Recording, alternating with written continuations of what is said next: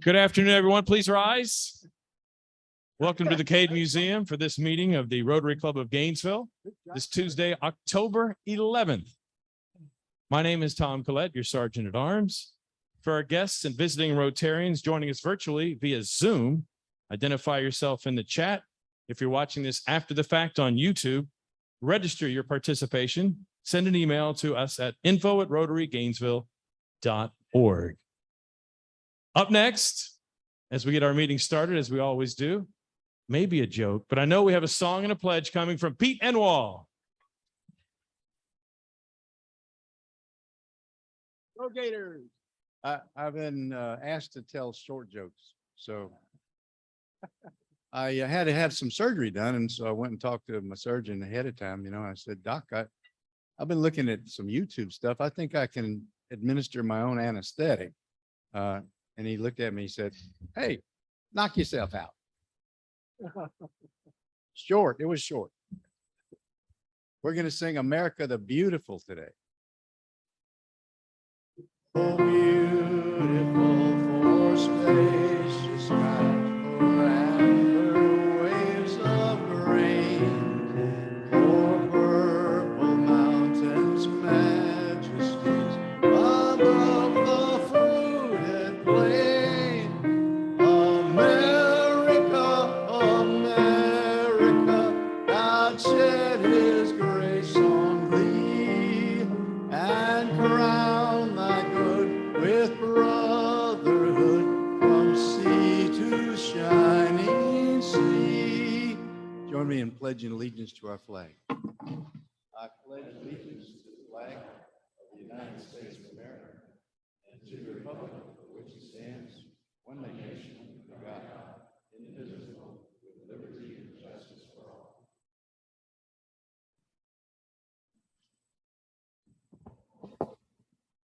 Thank you, and please remain standing for our invocation, today offered by Ian Fletcher.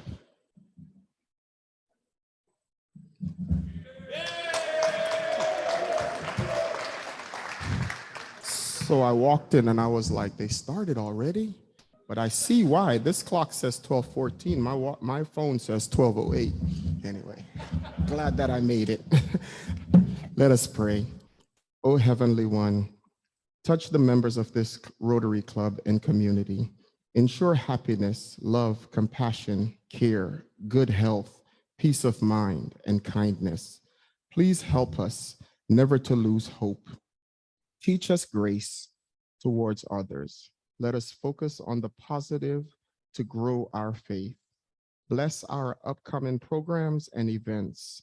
Reward our speaker today for all he has done for his family, community, and Rotary.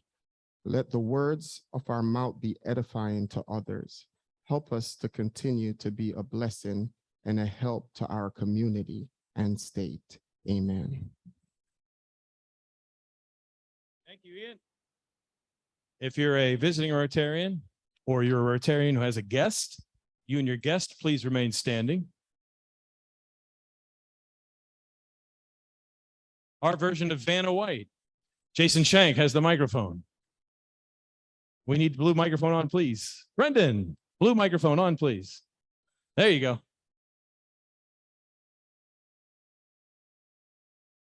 Hi, everybody. I am Brett Buell with the Downtown Club, Rotary Downtown Club of Gainesville.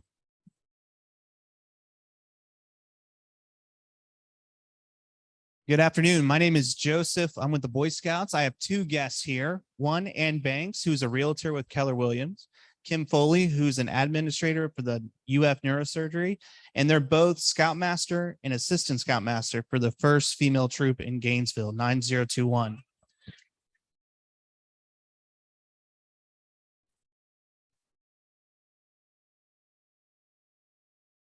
Good afternoon, fellow, is it fellows or ladies? Rotarians, first off, I'd like to just recommend that you guys check out Dr. Nancy Hart is back with us from Georgia. So here for Nancy Dr. Hart. And I have two guests here, Doug and Rachel Marcinek, and their daughter is thinking about doing this Rotary Youth Exchange Program.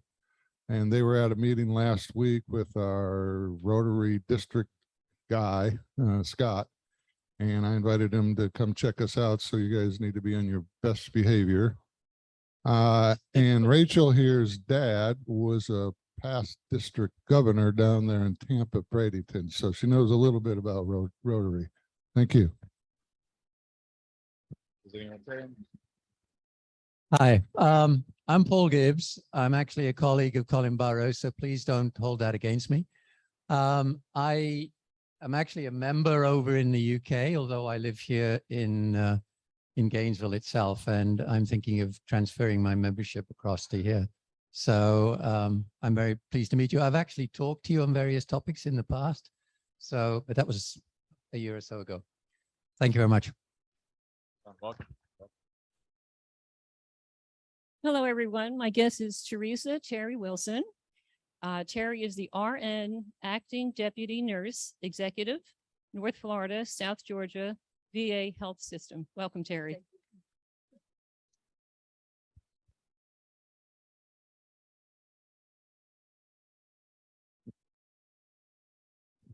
Good afternoon, everyone. My guest today is Jody Farmer. Jody is our Senior Director of Development, Membership, and Outreach here at the Cade Museum.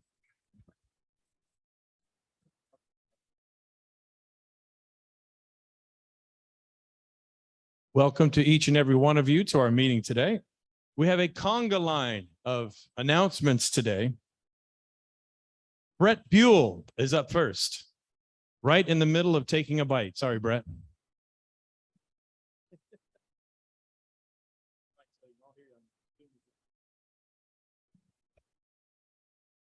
All right. I know a lot of you guys out in this room.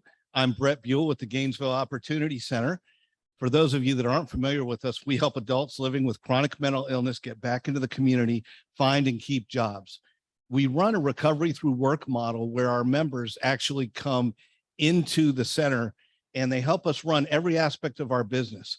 And because of that, they leave every day with a sense of accomplishment. And that sense of accomplishment is something that really helps them move forward in their lives. We are so fortunate this year that we are a recipient of the Wild Game Feast funds. With that, the GOC is going to build a commercial restaurant style kitchen. And I do want to thank Dalton Baker, Mike Conroy, Mike Pellet, and others who have been very instrumental in this project, designing and organizing and managing it. We're going to have a fall festival open house on November 4th. That's a Friday from 11 to 6. And I would love to see all the Rotarians come out. We'd love to get a picture of you guys in our kitchen beforehand. This will be the Rotary kitchen at the GOC. We want you guys to see how we're transforming lives, how we're helping people lead meaningful and fulfilling lives when previously many felt that there was no hope. At the event, we're going to have cookout all day. We'll give tours all day. And then we have two special performances. The UF Driveway Theater will perform the Maltese Falcon at 1 p.m. That's the radio play. And they're going to do it just like they did in the 1930s. They're going to have all the crazy sound effects. We're going to do it under a tent. They're going to set up a studio, basically a studio. And then from 2:30 to 4:30, we're going to have the Newcomb Jazz duo to perform. So we have flyers on all the tables. Greg's prompted me over there, so please take a look at it. Last year, we had a great showing from this club and from all the clubs in town. There's actually some Rotarians and some of the pictures on the table. You might recognize some of them. But, you know, the bottom line is that we believe people living with chronic mental illness can lead meaningful lives with the right support. And the support that Rotary's given to us and that we're given to them is making a difference. We're making the community better. You guys are all a big part of that. And I want to thank you. And I hope to see all of you at the GOC on November the 4th. Thank you very much.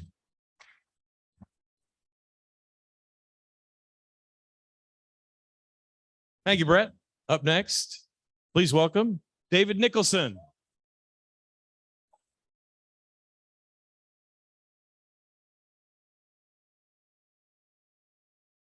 Well, I'm going to disappoint you. I don't have a joke and I don't have a poem. And I'm going to condense this for Reader's Digest because every week we're going to put out the same How's that? There we go. No joke, no poem. Right. We're going to condense it for Reader's Digest. What we have is I'm part of the Ethics and Business Committee, and we put it together and award a recipient who is what we picked in this area to be a business person and the business that's really high as far as on the ethics. So our problem is we need nominations, and that's where you come in. You can go to the website or you can see Scott Whistler and you can get a nomination forms. We'd like to have them. We want to let you know that the nominee must be interviewed by the University of Florida Ethics Ambassadors. So if you're going to nominate someone, sort of touch base with them first, okay? So bottom line, next week, we'll have applications on the table, 2 or 3 for each. We'll make it a little easier. Those people that can't find a website, or call Scott. Thank you.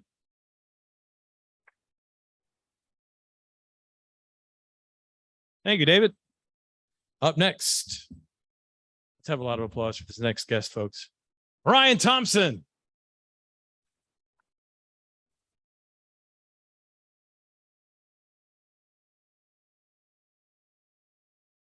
Thank you, Tom. Good afternoon, fellow Rotarians. As club secretary, I have the privilege of serving as the nominating committee chair with Linda and Greg. So our club has 10 club directors, each serving 2-year terms and rotating 5 each year. In a few weeks, we'll be seeking nominations from the club for the next 5 club directors. So please start thinking about who you would want to nominate. Nominees should have shown leadership and involvement in the club and cannot have served on a club directors board in the last 5 years. The committee will tally the nominations and present the top 7 candidates for your vote in early December. So in a few weeks, we'll be reaching out to you, and thank you. That's all.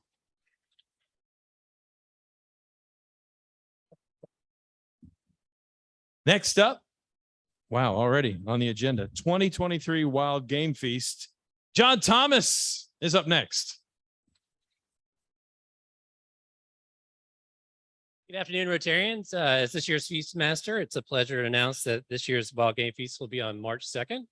The foundation met last week when we picked 3 recipients for next year's funds: the Child Advocacy Center, Pace Center for Girls, and Grace Pharmacy. And we'll see them here on January 10th. They'll tell us a little bit about their different projects as we kick off the Wild Game Feast. Thank you.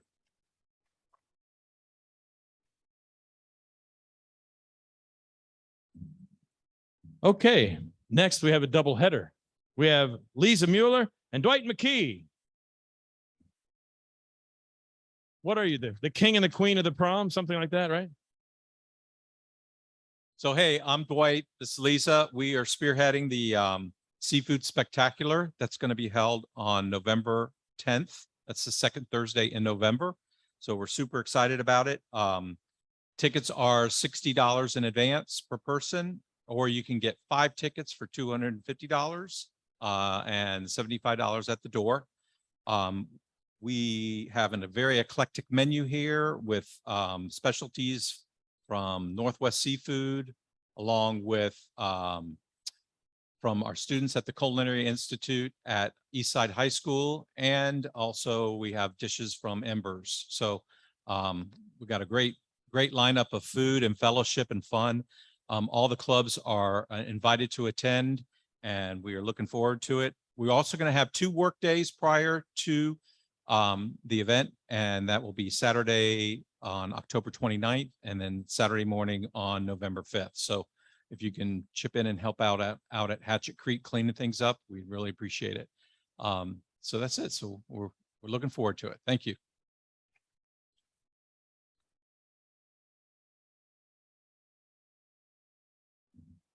Up next, we'll get this meeting in high gear. Please welcome your president, Greg Young. Thank you, Tom. Wow. So apologies to our speakers on Zoom that we just have a lot of things going on right now. So we need to get those announcements out, but thanks for your understanding. Welcome to everyone here at the club and also at the CADE, I should say, and also those on Zoom. If you're attending on Zoom, please type in your questions in the chat early so that we can make sure we get those in the mix of questions at the end of the session. I want to put a special shout out to Jeannie Van Hart, Sam Goforth, and there's a number of others that attend our meetings on Zoom regularly. And just to say, we'd love to see you back here when the time is right for you. So welcome to those people on Zoom. Let's see. We want to thank everyone who contributed to the hurricane relief funds for Ivan through the district grant, the 6970 York Foundation grant, and also through Santa Fe College. At last night's board meeting, I'll just make this fast. I think the one thing I want to mention, there was a number of things discussed, but one of the things, most important things I'd like to mention is that we have a new Rotarian member. Ernest, if you'd please stand. Give him a round.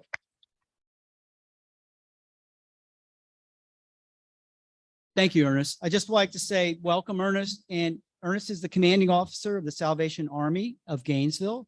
Ernest and his wife, both ordained ministers, have served as officers with the Salvation Army for almost 23 years. They've been stationed in different areas where they come in and help build that organization in the community. So thank you, Ernest, for your work in the community. And if everybody gets a chance at some point, not necessarily today, but get a chance to say hi to any of our new members, Ernest, and there'll be a number of others next month that'll be voted on by the board as well. I'm going to brief over some of the stuff from last night's board meeting. I will say there's another announcement. Jay Nordquist, can you raise your hand, Jay? Jay in the back. He has decided, is offered to be our chair of the Jacksonville Jaguars Rotary District 6970 Fellowship. The date for that event is on November 6th, which is a Sunday, 1 p.m. So that's where our district works with the Jaguars, because there's a lot of people based out of Jacksonville, and they work with the Jaguars, and we have a fun and fellowship that also is a fundraiser for ending polio now, which will be our discussion today through our speakers. Last announcement on my part, 5 p.m. this evening, there is a dictionary project labeling party at the home of Craig Carter. Craig, raise your hand, please, sir. Thank you for hosting. Please see me or an email that will go out later to include more details on that. So moving right along, today, I am thrilled to have Marshall Butler, who spoke to us at our first meeting of the year, joining us on Zoom to introduce our special speaker today. Marshall is a past governor of Zone for Public Image Care. Please welcome Marshall Butler, who will introduce today's honored speaker. All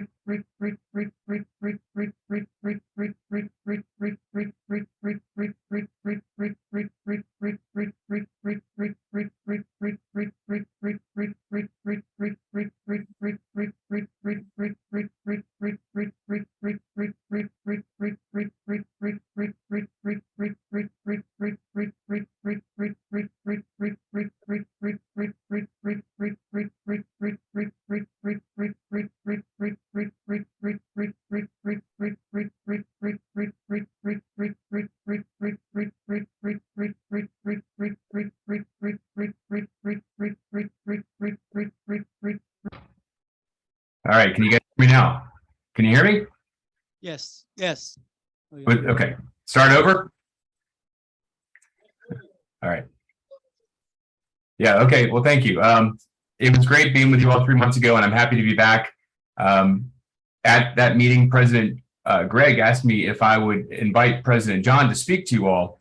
And when I invited John, I mentioned to him that Rotarians in Gainesville wear a different shade of orange than Rotarians in Tennessee. But nonetheless, he was still happy to join you all in October ahead of World Polio Day. Now, you all know John joined Rotary in 1976, and he was the 2016-17 All-Star President. Now, where does the All-Star come from? Well, you may remember Ron Burton called his class the first class. And then after that, we had the best class of Rotarians, and then we had world class. So when it was time for John to kind of name his class of Rotarians, he said, well, I figure we're going to be no class. And then His wife, Miss Judy, said, "Now that's not a great idea, John." And John said, "You know what? It's not. If you're a Rotarian, you're a leader in your area, you're a leader in your community, and so you're an all-star." And so we heard that and we became the all-star class. We immediately ran out and bought those red all-star Chuck Taylors. And we picked the color red because John was such a pioneer and such a leader in the fight to eradicate polio. He was the 2021 chair of the trustees of the Rotary Foundation, and he's currently the chair of the Countdown to History Committee, Rotary's $200 million challenge to fund our campaign to eradicate polio. Now, I know many of you know my personal story involving polio, and this is something that I share with past President John. It was his personal connection to polio that caused him to become so involved in Rotary's fight to eradicate polio over 30 years ago. With all this being said, I remember introducing John at the District 6970 $1 million dinner in 2017 and inadvertently sharing some of John's talking points. So I'm going to stop right now and I'm going to introduce my good friend and good friend to Rotary 6970, past Rotary International President, John Germ. Well, thank you very much, Marcia. You could have gone ahead and finished that, and then I could have just enjoyed hearing what you had to say. So, but it's a pleasure to be with you, and I think that we are now functioning in a virtual world where, personally, I'm not. I don't believe we'll ever get back to the entire meeting in person. I think we'll always have virtual meetings, so we are able to attract more Rotarians that way and get people more involved in their community. I thought that I would share 2 or 3 things with you today, and I know that we're on a strict timetable, so having a member of the Chattanooga Rotary Club, if you're, we have about 350 members, about half of them attend, but if you're still talking at 5 minutes to 1, everybody else is leaving, so I'll try to finish this like you've asked me to do. But I thought I'd give you a little highlights from last year with the Rotary Foundation, because I think you would be very much interested in seeing some of the things that your dollar's contribution to Rotary has done. Beginning with the 2021 year, or 21-22, we actually said that we wanted to have a goal of $410 million. And even with the pandemic still going on, with Ukraine, and with the economy, your generosity and those generosity of Rotarians around the world help us exceed that to $434.4 million. So give yourself a round of applause, because you made a big difference. You know, but it's not just the money, it's what that money can do. We did 478 district grants of over $28.8 million. We did 1,197 global grants for World Fund money of $20.5 million and total value of $76.9 million. Just as you're doing great work there in your community, you've also done great work around the world with your scholarship in Geneva, Switzerland, that you helped get a grant for, and also the training for some people in Cambodia so that they'd have more healthy lives. We also did 228 disaster relief and response grants, and we all know how, certainly right now in Florida, how that's a very important thing to be doing because of Ian. We also did Ukraine grants. We raised $15.3 million just specifically for Ukraine. We've distributed $10.1 million in that, and 29 different countries have benefited from that generosity. But let's talk about polio. You know, we've been talking about polio since 1979. And as Marshall knows, and many of you may know, my father had polio. He was 47 years old when he had polio.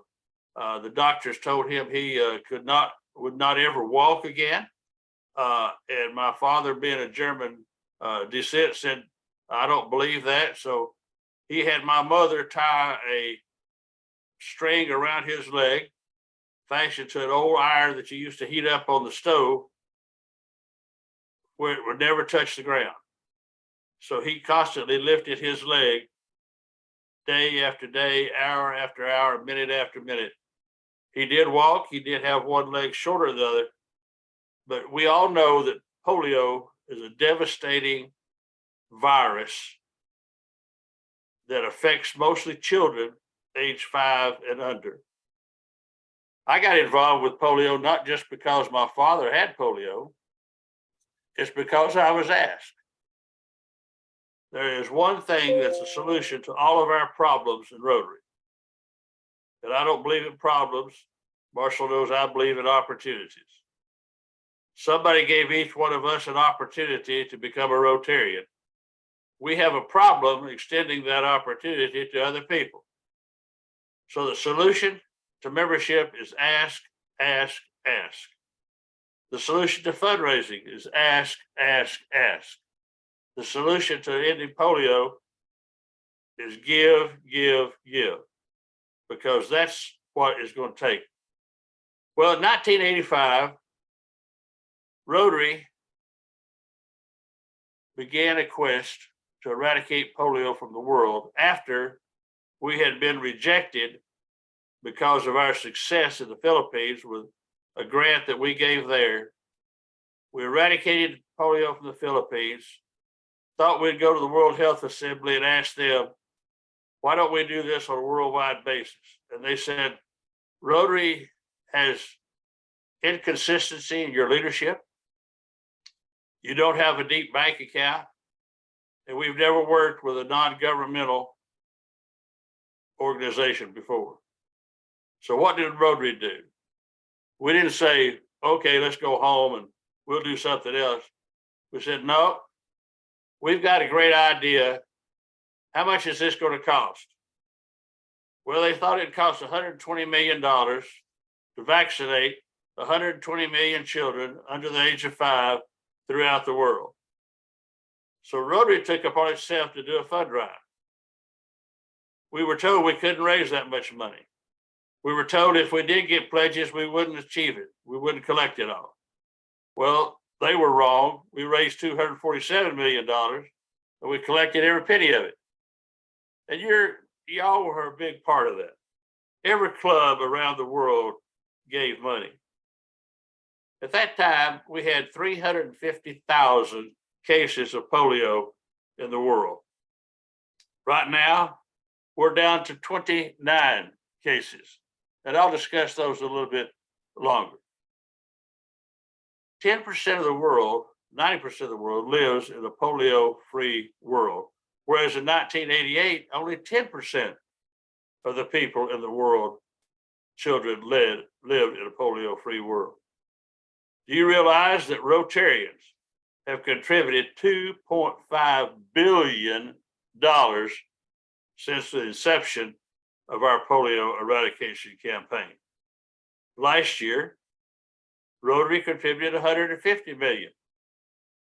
The total cost to eradicate polio in the world, according to our Global Polio Eradication Initiative and our partners, is between $900 million to $1 billion per year. So you can see how important that Rotary's contributions are in $150 million, then what we're contributing is roughly 15% of what is needed to eradicate polio. A new polio vaccine has been developed. It's called the novel oral polio vaccine. And that helps keep the vaccine, the drops, into the stomach longer. And so therefore we don't have as much shedding as what we had, and it has proved to be very successful. This last week I was in Evanston. And while I was in Evanston, we approved $50 million to go to WHO and to UNICEF, with some money going to outbreaks in order to eradicate polio. We know that polio travels around the world. One wild polio virus type 1 was detected in Malawi in 2021. That has led to 7 cases in Mozambique in 2022. Now, those are vaccine derived. They are not wild polio virus cases. Pakistan has 20 wild polio vaccine cases. and Afghanistan has just 2. So we're making progress, but we're not there yet. You've read recently about how that the virus was in Israel, Jerusalem. The virus was in London. And just recently, the virus was in Rockland County and 4 other counties in New York. So when we say that it's a plane ride away, it is a plane ride away. The genetic tracing of the case that was in Israel was also genetically the same case that was in London. It was also genetically the same case that was in New York. Now, the person in New York that got polio, 20-year-old male, unvaccinated. It's not got, but the sewage samples is where we detect the virus. CDC, the city of New York is really concentrating now, being sure that there are no more cases in New York. Now, what's been detected in the sewage samples there has not been just that one case. But if it was my child or grandchild, that's one case too many. It's one case too many because we're not going to be through until it's a 100% eradicated. Our plan is to have no cases of either wild polio virus or vaccine-derived virus by December the 31st of 2023. So we've got to continue to vaccinate over 400 million children every year until we have 0 cases in the world. It takes 3 years before the epidemiologists will say that there are no more cases. So by 2026, we believe we can declare polio eradicated from the world. So that's our goal. Well, you contributed a lot of money. Last year, you contributed this club contributed over $19,000. Rotary ended up contributing $50 million. The Gates Foundation, according to our agreement, which has now been extended through 2026, they will give us $100 million, and we are the only organization they give that kind of money to on a matching basis. Well, how do we spend your money? We spend that money on raising awareness, door-to-door campaigns, and everything, about 36% of it. Delivering the vaccine to the children, we spend about 35% of our money on delivering that vaccine, which is healthcare workers. Would you believe that a healthcare worker in Afghanistan or Pakistan gets paid a total of $7 a day to deliver that vaccine going door to door? Afghanistan is now letting us go to door in their area. Plus, we're going mosque to mosque in that area. So we are making progress. We spend about 12% of our money, your money, on vaccine.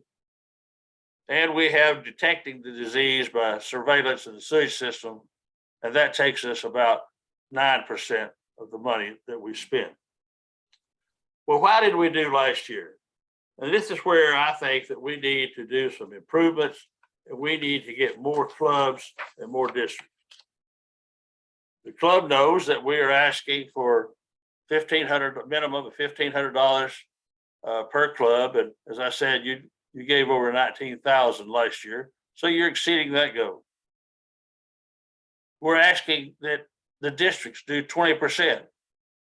And I will say that zones 33 and 34 are great examples of what happens there, as long as zones 30 and 31, when just about every district gives that 20% of their DDF to help eradicate polio. So congratulations on that. Last year, we had $32.6 million in cash. We transferred $7 million because we matched 50 cents on the dollar from the World Fund to the DDF that is given, which was $7 million.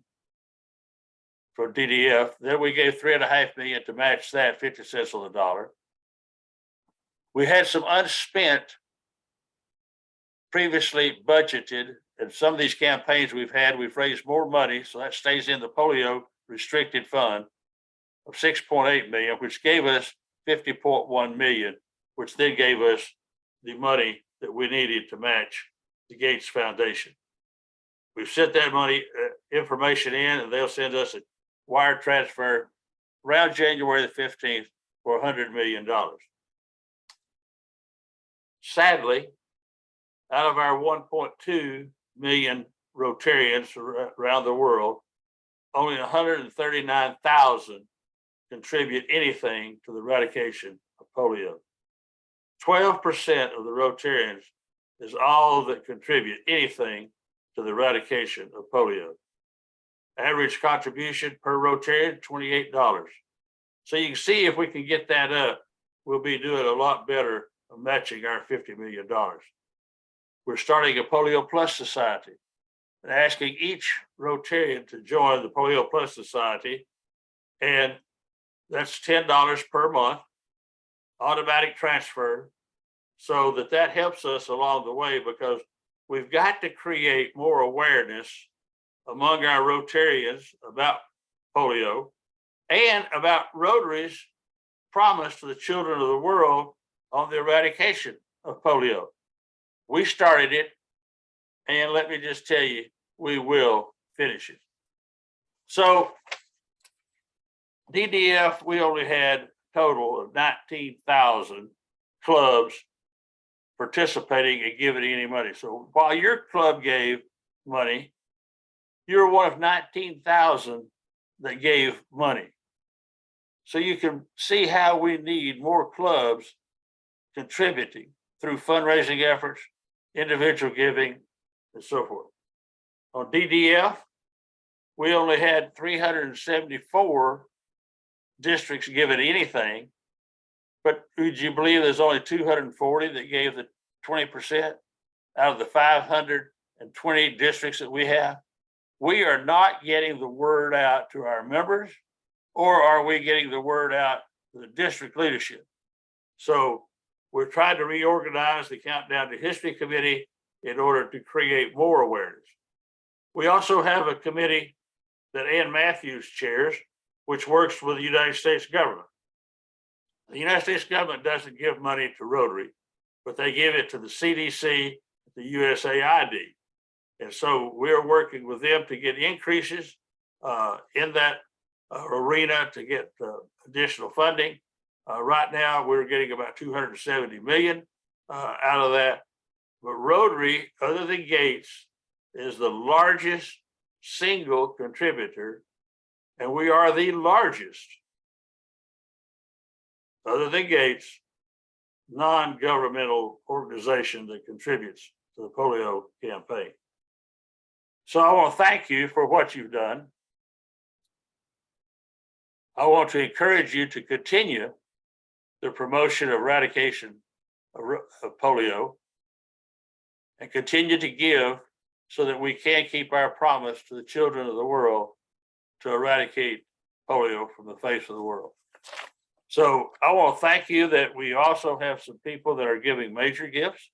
So if you know of someone that has a lot of the net worth that would give a major gift, we have a lady in India, Mrs. Burla, who years ago I asked her, she'd be giving money. I said, well, would you continue to give $1 million until polio is eradicated? I think she interpreted when India was declared polio free. But let me tell you, she's now in her 15th year of giving $1 million to the Rotary Foundation to help eradicate polio. Tommy Bagwell from up in Georgia, when we were in Atlanta right prior, we were there doing some research on the convention center and everything. And I had dinner with him. We asked him for a contribution, and he loves the gate match. He loves the fact that his money is multiplied minimum of 2 to 1 on an individual gift. He gave $250,000. He got excited. We played a golf tournament in Florida with Jack Nicholson. he paid $250,000 for his wife to play golf because Tommy don't play golf. He's now giving $1 million per year, of which we are using as a challenge gift. The Church of LDS, Latter-day Saints, they've given over $4 million to the eradication of polio. I'll be meeting with them next week, and we are hoping to get $5 more million out of them next week. We have people that have that kind of capacity. In 21-22, Mrs. Burla and Tommy Bagwell continue to give their $1 million. We have End Polio Now coordinators to help spread the word. So again, polio is a plane ride away. Polio is a plane ride away. We have the means to which stop that transmission. It takes money. We have the money, but most of the money is in Rotarians' pockets. When we've only got 12% of Rotarians that are contributing, we're not telling them the importance of saving their children or grandchildren. So thank you very much for letting me be with you. I think we have some time left for Q&A, and I'll be happy to stay as long as anybody wants me to stay. We are anxious to eradicate polio, and I know when we do, every Rotarian in the world will say, I was a part of it, whether they were part of the 12% or not, because it will be a great boost public relations for what Rotary is doing around the world. So thank you very much.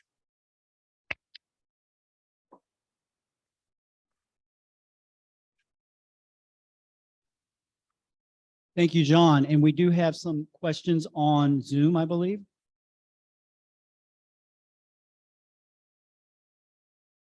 Yes, Greg, we do. First question from Jenny Van Hart.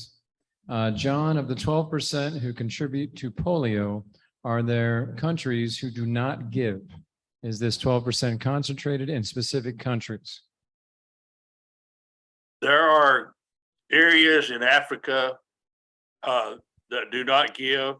However, there's a lot of areas in Africa that do give. So mostly it's in third world countries. But I don't know that I can honestly say that there's any country, but there are that give very little. And, you know, when we say 12% of Rotarians, we're not monitoring how much a Rotarian gives. I asked just, for example, how do you serve on the International Polio Plus Committee or Fund Development Committee if you're not giving money yourself? So I just want to be sure that they give, because if they give, they know what the purpose is, and that's going to help us. So. Thank you, John. And Greg, Jason has the mic for any questions in the room, and I've got another question on Zoom after that. Okay, go ahead. I got it. Thank you very much, John, for the tremendous work that you're doing for the world. I was just wondering about expanding upon the difference between wild polio and vaccine-derived polio. The wild polio virus, there's 3 types, type 1, 2, and 3. Type 1 is the worst because it really is the one that makes you crippled. Type 2 and 3 have been eradicated as far as the wild virus is concerned. The vaccine derived is where a person has been vaccinated, but that vaccine has to stay and it goes down into the gut. Now, if you live in a country like Pakistan or India or Afghanistan and some of the other countries, they got poor living conditions, they got dirty water, they have malnutrition. Some people have been vaccinated with 2 drops as much as 10 to 15 times because we have to keep going back and back and back. Well, if they excrete that into the sewage system, which is basically what happens, somebody that has not been vaccinated gets in their system, they get polio. It's a weakened virus, but it is still polio. So that's basically the difference. The novel OPV2 attacks that virus, that vaccine-derived virus, and it has had a tremendous success over the last 2 years since there. We have outbreaks. Most of them are with the vaccine-derived virus, and in Africa mostly.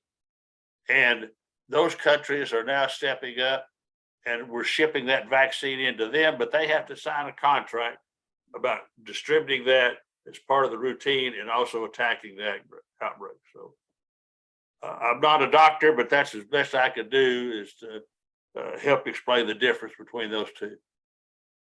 Thank you. And another one? Okay, yes, another one on Zoom, another one from Jenny. As part of the final drive, would Rotary consider splitting contributions from clubs between the general fund and the polio fund rather than requiring clubs to specify the split?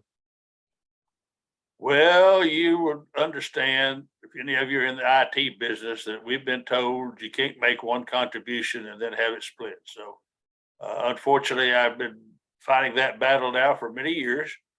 I'm continuing to fight that battle, but right now the answer to that question is no. The club still has to, the individual donor still has to designate polio, or you have to designate annual programs fund or endowment or whatever you're giving the money to. Okay, no more questions on Zoom, Greg. No more questions in the room. Well, thank you, John and Marshall. Thank you again for presenting. My pleasure, and thank you very much for your support in your community and around the world, and especially polio. Well, thank you, John, so much. I know this is a passion for you, as it is for Marshall and many in the Rotary organization. And I want to thank you both for taking your time to share this important presentation and information with us today. As you outlined, Rotary has such a central role in the eradication of polio from the face of the earth. We applaud you both for your sustained work that you do in this area of Rotary focus.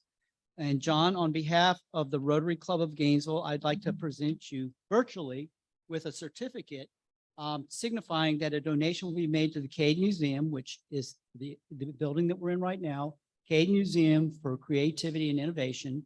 And they work with at-risk youth, children, a number of them, who get scholarship funds in order to pay for that ability to come here to the Cade.